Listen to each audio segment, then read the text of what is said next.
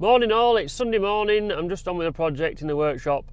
We've got a space heater. Just want to try and make it a bit more efficient and a bit more effective, trying to keep the workshop warm. It's not much fun working in there when it's freezing cold, and also when we're painting we need to get the steel warmed up so the paint sticks to it and dries properly. That's my job for today, is sort the space heater out. So this is the space heater we have been using. It's a direct space heater. So the air that goes in there gets heated by a flame in here, comes out here, and it's done as many years. We bought it second hand out of North Hudson. The downside to it is that because the flame is directly in contact with the air that is coming out this end, it stinks. And if you have it on too long, you end up with a headache, and it's noisy. So on the hottest day of this year, I bought this one. And this is an indirect. So air goes in there, comes out here, but the bit in the middle is different. The flame isn't directly in contact with the air that's coming out here hot, which then means all the exhaust fumes and everything that stinks and gives you a headache comes out there. It's obviously quite a bit bigger as well. It's also got a thermostat control on it, so it'll cut in and out on the thermostat, and then it's got that long tube there. I'll show you how we set it up at the moment, but we've come up with a better way. In fairness, it was Nigel's idea that we're going to make it more efficient. So that's how we're set up at the moment, with the tube going in through the door, and obviously that's not the most efficient way. It means that going through the door is a bit of a pain. At the moment it's pulling cold air in and heating warm air out that end. If we can have it in the workshop so it's reheating the air it's already heated, then we should be able to get the workshop up to quite a bit warmer than it is at the moment. It's on Friday night, it was freezing outside, and it was nearly 6 degrees in the workshop set up like this. So hopefully with that inside and the chimney out through the side of the building, we'll get it even warmer. The plan is to move all this lot here, put a hole through the sheets up there, and put effectively a gantry with a chimney on, so that there's a flexible pipe that goes out through the side of the building, and all the exhaust gases will go out there, and we can have the space heater here. So that's it finished, and that piece of pipe there is out of the flue, out of the house boiler from years ago, and then frame to support it, just so that when we're not using it, we can fold it back to the wall and it'll be out of the way. So only bit I might have done was put a adapter in here so that this was over that rather than the other way around. But then a lot comes out of here, so it's yeah, easy enough to put it out of the way, and just yeah, job's a good one. Morning all, how are you doing? It's Monday morning, 8:30. I've just come down to the workshop. It's a pretty grey, foggy day here, a day when the space heater is an absolute godsend, because it's below freezing, it's not going to get warm, and these are the days when the cold gets into you. It's not much fun being in the workshop. I've got 2 crop roller chassis to put together, so we'll get that done. I've also got a bit of a fiddly job sorting out the bracket for my dash cam.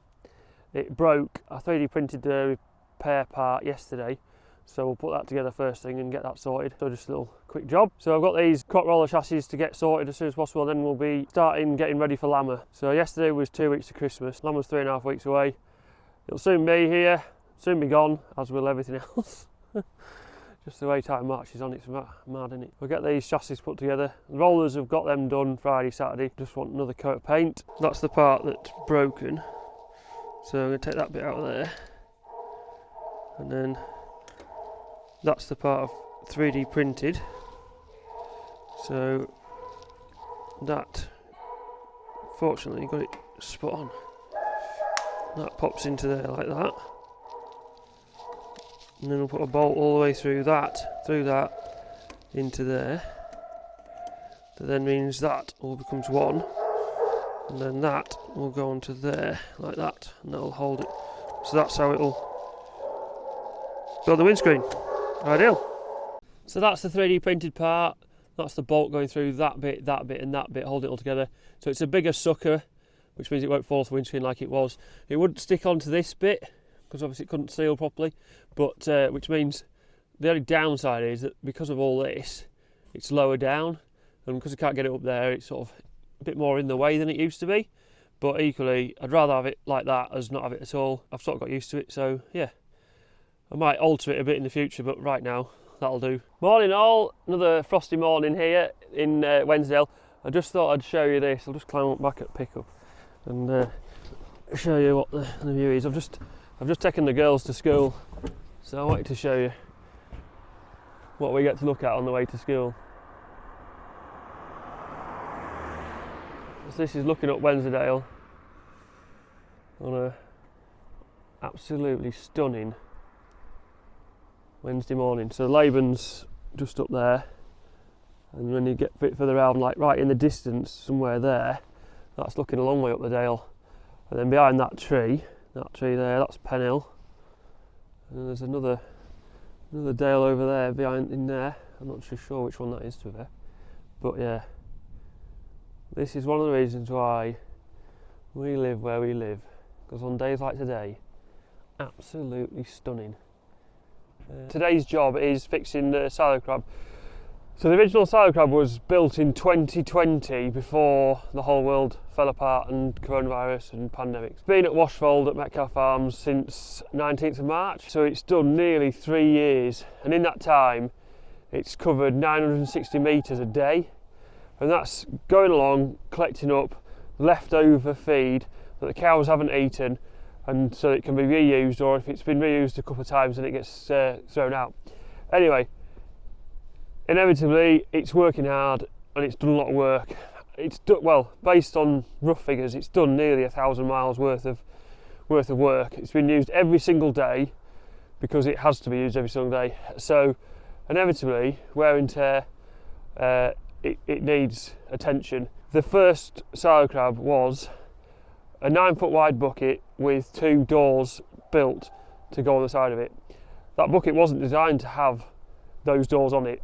So in fairness, it's done a hell of a good job. I've got some bigger plates that are going to go on the side. In fairness, it became a bit of a priority because one of the sides is actually, it was already cracking and then it sort of punched a hole through the side of it. We've got to go and sort the side out, weld it back on, get it sorted, and then we'll start reattaching the doors. So picked it up last night, picked the girls up from school at 3:30, went up to Washfold, picked it up at 4:30, and then fetched it down here, and we were in the yard till about 8:30 last night, getting the doors off and getting the bucket in the workshop ready so that this morning I could come down and get on with it. We'll show you a bit of that.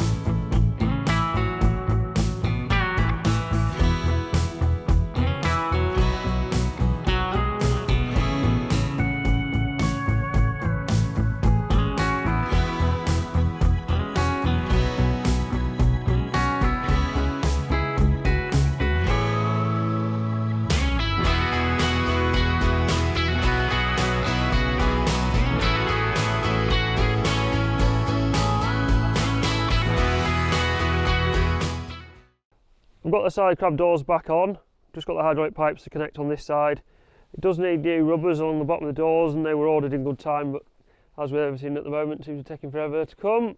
I have chased them up as well and they promised they're on their way. This side's back on, I've just got the guard to put back on here. The hydraulic pipes are on.